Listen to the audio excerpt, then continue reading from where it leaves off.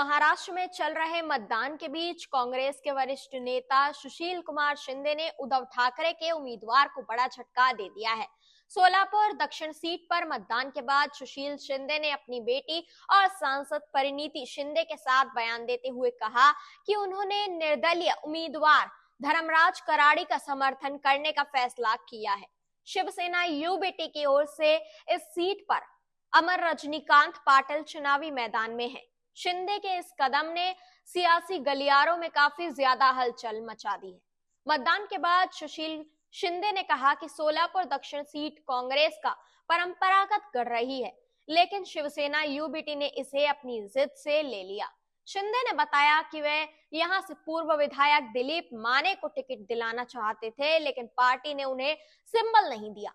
ऐसे में उन्होंने निर्दलीय धर्मराज कराड़ी को समर्थन देने का फैसला लिया। शिंदे का मानना है कि कराड़ी ही बीजेपी के उम्मीदवार सुभाष देशमुख को हराने में सक्षम है और उनका राजनीतिक भविष्य भी काफी ज्यादा उज्जवल है।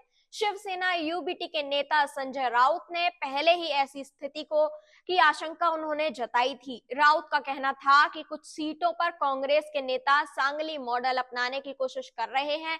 लोकसभा चुनाव में सांगली सीट पर भी कांग्रेस के नेताओं ने निर्दलीय विशाल पाटिल को समर्थन दिया था, जिससे उद्धव के उम्मीदवार तीसरे स्थान पर चले गए थे। चुनाव के बाद पाटिल ने कांग्रेस का समर्थन किया था।